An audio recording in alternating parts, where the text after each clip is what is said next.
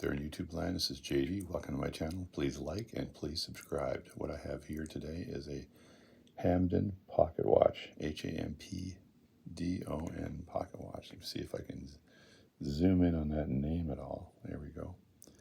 And it is a hunter configuration, which is a 12 o'clock high here, and the crown and bail are at the 3 o'clock position. Now let's take this thing apart. I believe it's a size 16 pocket watch. It looks like there's two colors in this thing. It's hard to tell, but it looks like there's two colors. And there's a bit of wear here in the back, but in general, it's in pretty good condition. I'm going to see if I can take the back off this watch here. Feels like it's being stubborn, but it'll come off. There we go. And just put this aside. And the problem with this watch is that it's got a broken balance staff. So the balance is wiggly. And here it's a Duber Watch Company movement, Canton, Ohio. Duber Watch Company, Canton, Ohio. Now when I looked up this Hampden pocket watch here with the serial number that it had, and there's the serial number is right down there. You can see that. 901203. It was made in 1898. It's a 15 jewel watch. And guess what? It is a railroad grade. So there's the arm for adjusting the watch here. You just move that back and forth for adjusting the speed. And it is lever set. It looks like it says 15 joules, but it looks like it has nice settings for all the major wheel positions. This watch will not wind. This is because somebody just wound it up to the nth degree. Now, I can't actually relieve the tension on the mainspring on this watch without taking the movement out. You cannot do that with the full plate pocket watch movement. So my job in the next video will be making a balanced staff for this particular watch. Now I haven't made a balanced staff in a couple of months, so this should be fun. And I don't know whether this watch will work or not, depending on how many problems it has, but I will fix these problems. The other thing I've got here, if I can maybe zoom in here, just bear with me as I zoom in. I've got upside down lettering. Who would put upside down lettering on their pocket watch? Oh, wait. Look at that, fixed. So it says here, I-L-O-I-N. Does that say L-I-L-O-I-N? That's crazy. I'm going to zoom out and zoom in again here. Yeah, there we go. Illinois Watch Case Company, C-O. That's Elgin, E-L-G-I-N, USA, guaranteed. Giant, 20 years. That usually means that's likely 10 karat gold, maybe 20 karat gold, or it's 14 rather karat gold, but 20-year guarantee on the case is pretty good. That's the case serial number on the bottom there. That's pretty much all it has. I know that this case back is difficult to put on. It doesn't seem to want to find its position. I'm going to try it really quickly here because I could be turning this for a week and it might not get on properly. But see if I can find it. It looks like it, there we go. It goes to a certain point and then it gets stuck and then it continues. So what I'll do is I'll take the threads on both sides, on the inside, and I'll clean the threads off. So what I have if this thing comes off, yeah, there we go. I've got a solid glass crystal here, which is very nice. And it looks like it's a two-tone, like the difference between here and the actual case looks like two tones. That's what a two-tone would be. Now, if you look at the face looks like in pretty good condition. I'm going to zoom in again, and we'll have a look at the face. So that face looks like it's in pretty darn good condition. Hampden Watch Company, H-A-M-P, Hampden Watch Company. There we go. The Duber. So it has, as you can see, it's got the Arabic numbers on the top here, 60 on the top starting at 5, 10, 15, 20, right? And then it has the Roman numerals on the bottom, as you can see, 1, 2, 3, 4, 5, whatever. A very nice sub-dial on it. And how do you set this watch? Well, it is a railroad grade watch, which is impressive. So if I put my thumbnail in here and I grab the lever here, it's called lever set. Pull that out, and guess what?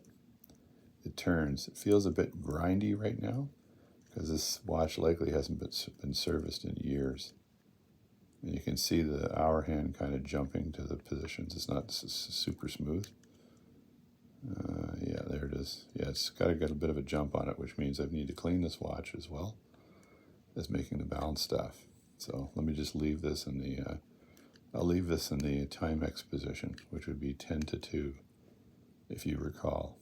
And just put that over like that. There we go. Back it up a bit, and then you just take the back of your thumb and hit that lever for the lever set mechanism. It has a nice crown on it in the top. It's not worn that well. I did notice that the bail, I don't think this bail came with this watch, because if you look at the bail, it looks slightly off to the left, so it's not perfectly symmetrical with the crown, so it's slightly off to the left. The nice thing about this watch is you don't have to pull the crown out to set it. You just have to pull the lever for the lever set mechanism. And look at the hands from the side. That looks pretty good. Yeah, that's very nice. And yeah, and the crown has a crown tube in there, so it's not, I've seen watches like this that are lever set that actually have a small screw in the back to keep the crown in position, and that screw would go into the stem. This one doesn't. It does have a bit of wear on the case, so it looks like it's had some fun over the days. Some railroad engineer probably wore this in 1898, back in the day. So 15 joule. It does look, like I said, it has raised joule not raised joule settings. It's got screwed in joule settings, which are very nice. So I'll also be checking the quality of those jewels to see if they're cracked or chipped in any way, because they will eat at the pivots of the watch. So, and they'll have to be replaced if there's a problem there. The face looks really nice on this watch. It looks like it's never had issues. I'm going to zoom in again on this and see what we got. There we go. That's nice. There we go. That's a pretty good close-up.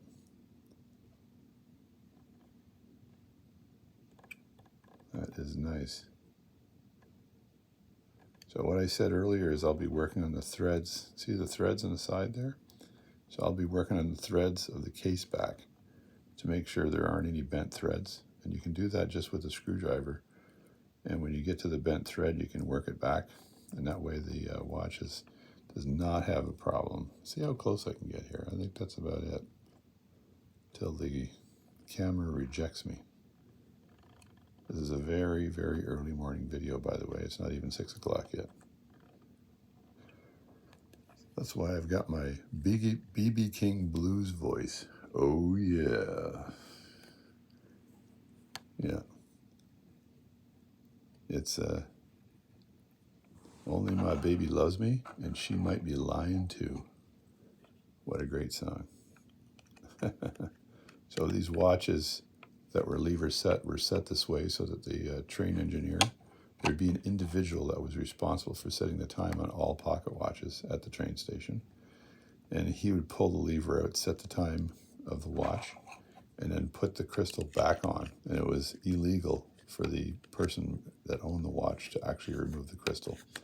And these watches theoretically were accurate to plus or minus a couple of seconds every week, which is crazy. That was the standard set by the Ball Watch Company that set the standards for railroad grade watches. In fact, Ball Watch Company, it makes watches now, but it didn't make watches back in the day. In fact, the company now might not be the same Ball Watch Company as it was back in the day. So that's why these things were called railroad grade watches, and it was to prevent the accident that happened in the 1800s, to make sure that the time was absolutely accurate for everyone on the rail line. I'm sure they used Morse code or something back then to pass the time along.